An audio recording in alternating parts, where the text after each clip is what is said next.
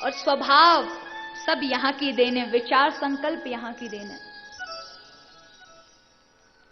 भावुकता यहां की देन है। भावना का जन्म हृदय से होता है। किसी अपने को कष्ट हुआ, अगर आपकी मानवता है, किसी बाहर के व्यक्ति को कष्ट हुआ तो आपकी भावना तुरंत जाग जाएंगी, क्योंकि हृदय के अंदर भावना है, हृदय से उत्पन्न होती हैं भावनाएं। तो बुद्धि तर्क करती है। अगर कहीं लिखा हो यहां मत देखना, बुद्धि सोचती है क्या इसमें, पहले देख लें। होता है कि नहीं होता? वहां तो मन जरूर करता है एक बार देख तो ले, ये मना क्यों है। बुद्धि तर्क करती। बुद्धिमान लोग भगवान को भी है कि नहीं है तो दिखता क्यों नहीं है तो ऐसा क्यों है, दिखाओ। अरे भगवान को कोई सर्टिफिकेट की जरूरत है महाराज? कि वो तुम्हारे सर्टिफिकेट प्रमाण पत्र से दिखाने पर तब साबित होगा कि वह है? दृष्टि विहीन हो तभी नहीं दिख पा रहा, अन्यथा हर कण कण में वह व्याप्त है। पर दृष्टि बुद्धिमान व्यक्ति तर्क वितर्क करेगा। इसी तरह से ये धुंधली ने तर्क वितर्क किया, खाऊं या ना खाऊं, अगर मैंने खा लिया संत का क्या भरोसा, कोई जहर देगा तो मर गई, मेरे पति का तो दूजा ब्याह हो जाएगा। हाय महाराज ऐसा कहा, और वो फल गाय को खिला दिया। अपनी बड़ी बहन को बुलाया, वो गर्भवती थी, उससे कहा बहन मेरे यहां खाने के लिए बहुत कुछ है, खूब सारी संपत्ति है, पर बालक नहीं है। तेरे पास खाने के लिए कुछ नहीं और भगवान की दया से खूब सारे बच्चे। अब तेरा जो ये 7वां 8वां बालक है तो तेरे गर्भ में है, मैं इसका बहुत सारा धन अपने में से आधा धन दे दूंगी, इस बालक को मुझे दे दे। और बहन ने भी, क्योंकि धन क्या नहीं करा देता महाराज, जो कहते हैं अभाव में रहते हैं। आप देखिए बहुत सी माताओं को अपने ही बालक को 7 महीने 6 महीने गर्भ में रख करके दूसरी माताओं को देना पड़ता है। किसके लिए? अभाव में। आज दुखी थी तो कह दिया ठीक है, आधा मूल आधा धन तो मिलेगा, मेरे बालकों का भविष्य बन जाएगा, ठीक है ले लेना। 9 महीने तक गर्भवती स्त्रियों का ताना बाना बुनकर रही, छल में रखा ब्राह्मण देवता को। रात्रि में जब बड़ी बहन के बालक हुआ, चोरी से उसने भिजवा दिया, यहां धन दे दिया, और सुबह हमारा हल्ला मचाने लगी, मेरे बालक हो गया, मेरे बालक हो गया। बेचारे आत्मदेव ब्राह्मण चले गए, उन्हें क्या पता। सुबह वो भी बड़ी धूम मचा रहे, मेरे बालक हुआ, सब बधाई देने आ रहे हैं, बड़े हर्ष का, क्योंकि कहते अंधे को आंख मिल जाए तुम्हारा, हाँ, उसे तो फिर आनंद ही आनंद लगता है। बालक मिल गया, इतने में गैया के भी बालक हो गया। वो गौ माता जो फल खिलाया था उसकी भी बड़ा अद्भुत बालक हुआ। गाय माता के तो गाय जैसा बालक होता, वो बालक तो बिल्कुल मानव था, उसके कान ही गाय के थे, बाकी सारा शरीर मानव का था। अब तो ब्राह्मण उछलने लगे, वाह एक की सोची तो 2 आ गए, खूब दान दे, सब कुछ करें। सोचा इन बालक को बड़े अच्छे अच्छे संस्कार दूंगा। कहते हैं अपने बालक पर ज्यादा प्रेम होता है, तो धुंधकारी पर अत्यधिक प्रेम था। जो बालक था, आत्मदेव जी ने सोचा इसका नाम परमात्मा देव रखूंगा, मैं आत्मदेव हूं, मेरे बालक का नाम परमात्मा देव। तुरंत धर्मपत्नी महाराज आ गए, तुम अपना नाम रख लोगे, नाम हमारा चलेगा। 9 महीना गर्भ में किसने रखा? हमने रखा। हमारा नाम धुंधली तो उसका नाम धुंधुकारी नाम रख दिया। गाय के जो बालक हुआ उसका नाम गौकर्ण रखा गया, कान गाय के थे इसलिए गौकर्ण नाम। लेकिन माता पिता कहां कमी छोड़ते हैं? जब बालकों को संस्कार नहीं दे पाते। और यही कमी आत्मदेव और धुंधली ने छोड़ी कि वो जो गाय का बालक था वो तो संत कृपा के कारण प्राप्त था। उसका मन रुचि प्रारंभ से गौ माता का सत्संग था, जिसको गौ माता का कि निवास में से जिसका जन्म हुआ है उसके अंदर धार्मिक प्रवृत्ति होना एक स्वाभाविक बात है। उसका मन वेदों में लगता था, उसका मन त्रिकाल संध्या में लगता था, उसका मन तीर्थों में लगता था, भगवत भजन में लगता था। उसने अपनी सारी शिक्षा प्राप्त की, जबकि पंडित जी का प्रेम था उस बालक को, पर जितना अपने धुंधकारी को था उतना उस गाय के बालक पर नहीं था। पढ़ने गए, शिक्षा प्राप्ति की गौकर्ण जी महाराज ने, प्रकांड विद्वान हुए, लेकिन धुंधकारी जो था उसको संस्कार नहीं मिले। और मोल भाव से, क्योंकि जैसा मन आपका होता है वैसा ही आपका विचार, स्वभाव, आचरण बन जाता है। जिस समय माता गर्भ में वो बालक था तब मोल भाव करके बेचने का ये काम चला रहे थे, तो उस मन के भाव बालक पर भी पड़ते हैं। इसलिए कहते हैं गर्भवती माताओं को गर्भ अवस्था में अच्छी अच्छी चीजें श्रवण करनी चाहिए, अच्छी अच्छी बातें करनी चाहिए, धार्मिक आचरण करना चाहिए, सदग्रंथ पढ़ना चाहिए, महापुरुषों की जीवनी पढ़नी चाहिए। उससे वैसा ही बालक होता है। अब कुछ लोग सोचते संतों की चीज पढ़ लेंगे कहीं महात्मा निकल जाए तो क्या होगा, लेकिन ये गलत सोच है आपकी। चोर बन जाएगा तब, आतंकवादी बनेगा तब। साधु बनना और संत बनना इतना सरल काम नहीं है। इसलिए महाराज वो धार्मिक बने, वो राष्ट्रवादी बने, वो समाज को लेकर चलने वाला हो, केवल अपने लिए ना सोचता हो, सबकी सोच, सबके लिए, हित के लिए सोचने वाला हो। ऐसे बालक सब चाहते हैं महाराज। लाल बहादुर शास्त्री, महात्मा गांधी जैसे, चंद्रशेखर आजाद, विवेकानंद जैसे बालक हों, लेकिन हमारे ना हो। कौन के हों? पड़ोसी के है जाए और कऊ के है जाए। ये गलत है। ये भारत माताओं की, भारतीय माताओं की कोख है, जिन्होंने बड़े बड़े महापुरुषों, वीरों को जन्म दिया इस धरती पर। वीरों को छोड़ी साक्षात भगवान को भी जन्म दिया है यहाँ की जननियों ने। अपने आप को कम मत आंकिए। इसलिए गर्भवती माताओं को भगवत सत्संग आदि श्रवण करना चाहिए।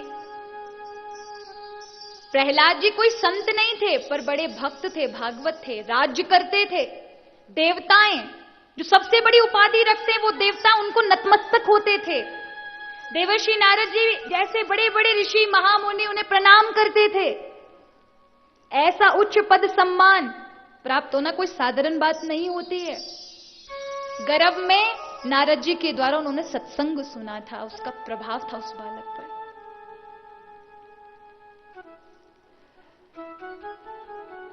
तो महाराज आज धुंधकारी को संस्कार नहीं मिले, माता पिता ने खुली छूट दे दी। एक ही तो बालक, सब इसी का है, लेके जाता और महाराज जुआ में उड़ा देता, शराब आदि में उड़ा देता, वैश्याओं के घर पड़ा रहता। कोई अगर अंधा व्यक्ति जा रहा है तो उसका हाथ पकड़कर चलो बाबा मैं तुम्हें लेके जाता, और कुएं में धकेल देता। छोटे छोटे बच्चों को लेकर नदी में डुबा देता। इतना आतताई था, समाज को बड़ा परेशान करता था। जो भी ब्राह्मण देवता आत्मदेव से मिलता वो उनके पुत्र की बुराई करता। एक दिन आत्मदेव रोने लगे, ये संत का प्रसाद है, इससे तो अच्छा ये मेरा होता नहीं, आज मुझे रुला रहा है। जब बालक होता है तब बड़ा सुख मिलता है, लेकिन वही बालक जब गलत बात करता है, मारपीट करता है, तो फिर वहीं से असंतुष्टि और दुख का जन्म होता है। आज दुखी हो गए, रोने लगे। तब गौकर्ण जो गाय के पुत्र थे उन्होंने अपने पिता को रोते हुए देखा, कहा पिताजी क्यों रो रहे हो? तब बताया ऐसे पुत्र को मैंने जन्म दिया, ये मुझे मारता है, गालियां सुनाता है, मेरे स्वर्ग जैसे घर को इसने नरक बना दिया। वेद आदि का यहाँ उच्चारण होता था, वहां ये गालियां निकालता है। क्या ऐसे पुत्र की अभिलाषा की थी? गौकर्ण जी ने कहा पिताजी आपकी बात ठीक है, इंसान जो सोचता है और उसे जब पाता नहीं तभी उसे दुख की अनुभूति होती है, और आपने जो सोचा था आपको मिला नहीं। लेकिन वास्तविकता में जो चीज जो कभी जिसके पाने का कोई उपाय नहीं है वही संसार, और जिसके खोने का कोई उपाय नहीं है वही परमात्मा है महाराज। जिसको आप खो नहीं सकते उसका कोई उपाय नहीं कि वो खो जाए, वो परमात्मा है। और जिसे पाने का कोई भी उपाय नहीं है वही संसार है। यहाँ कोई भी चीज आप पा नहीं सकते, यह सब टेम्पररी है, कुछ दिन की है, क्षणिक है। इसीलिए हमारे जीवन को कहा कि भैया 4 दिन की तुम्हारी जिंदगानी है, काहे करे भैया तुम गुमान क्यों करो, क्यों अभिमान करो। धर्मशाला भी इन क्षेत्रों में बहुत सारी धर्मशालाएं हैं, देखा भी होगा आप, जिसमें आजकल नाम दे दिया है गेस्ट हाउस आदि और होटल आदि नाम दे दिया है। पहले धर्मशालाएं हुआ करती थी तीर्थों में, इनको धर्मशाला नाम दिया जाता था। धर्मशाला में आपने देखा होगा यहां कोई वेद आदि नहीं रखे, कुछ पुराण पंडित जी बैठे हैं कि यहां पर अंदर कमरों में कि भैया वहां जाते ही आपको धार्मिक की सारी चीजें मिलेंगी। यहां तो कथा हो रही है इसलिए आप धार्मिक चर्चा में बैठे हैं, और वैसे आ गए होते तो कमरा मिलता तो क्या उसमें धर्म की चर्चा होती है। लेकिन धर्मशाला क्यों नाम दिया? बोले इससे व्यक्ति अपने जीवन में सोचे कि जो कमरा आज तुम्हें मिला है ना वो कल किसी और का था, और तुम्हारे यहां से जाने के बाद फिर किसी और का होगा, ये तुम्हारा नहीं है। इसी तरह से इस संसार में जो तुम लाए, ये जो तुमने इकट्ठा किया है ना, ये पहले किसी और का था, और जब तुम नहीं रहोगे तो किसी और का होगा। यहां संपत्ति एक व्यक्ति की नहीं है, इसलिए उसको धर्मशाला कहा गया। ये शरीर भी वही है। और आज गौकर्ण जी ने कहा, पिताजी आप अपने मोह का त्याग करिए, अपने मन को, क्योंकि संसार से आपको कभी सुख नहीं मिलेगा, यहां से आपको दुख ही प्राप्त होगा। आप भगवान का ध्यान करिए और इस संसार से मन हटा दीजिए, क्योंकि ये बालक आदि केवल आपकी मोह के कारण आप इनसे छूट नहीं सकते। बालक कितना भी कुछ गंदा बोल दे, गालियां दे दे, फिर भी पिता और माता का मन निष्ठुर नहीं होता, क्योंकि उन्हें ममता होती है कि हमारा ही है। ये पिताजी मोह है। अरे जब ये बालक जन्म ले रहा था तब आपको पता था कि कौन है बेटा है बेटी है, कैसा स्वरूप है इसका, कुछ नहीं जानते थे। इन्होंने कभी सूचना नहीं दी आपको आकर के पिताजी हम आ रहे हैं, तैयारी रखना, ये नहीं बताते।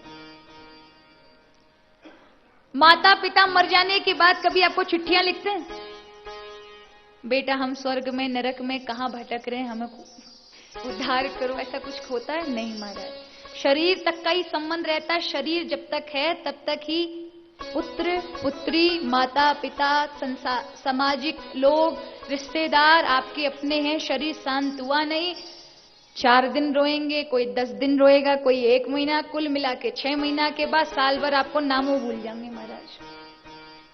साल भर क्या, 2 साल के बाद कोई ध्यानचंद और मानचंद थे ये भी भूल जाएंगे लोग।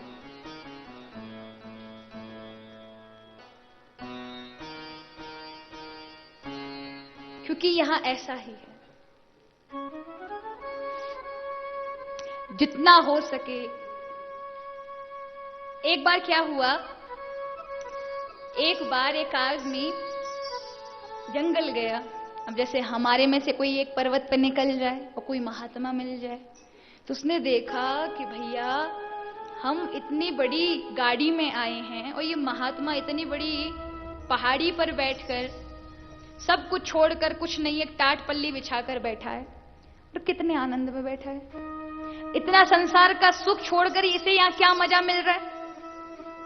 आया और पूछा, महात्मा जी मेरी समझ में नहीं आ रहा, हम जैसे हम लोगों को देखो कितना अच्छा पहनते, कितना अच्छा खाते हैं, हमारे बच्चे हैं, सब कुछ है, हमारा परिवार है जो हमें इतना प्रेम करता है, बहुत संपन्नता है, लेकिन हमें समझ में नहीं आता आप अपना घर बार छोड़ के यहां क्या लेने बैठे, क्या आपको मिलने वाला है यहां पर।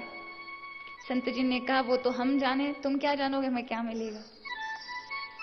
बोले महात्मा जी कहा जाता है, हमारे दादा बाबा कह के गए हैं कि महात्माओं से आशीर्वाद लेना चाहिए, तो मुझे आशीर्वाद दीजिए और कुछ ऐसे शब्द बोलिए जो मेरे जीवन के लिए धन हो। तो उन्होंने कहा कि तुम्हारे 7 दिन ही शेष रह गए जीवन को, मरने वाले हो तुम 7 दिन में।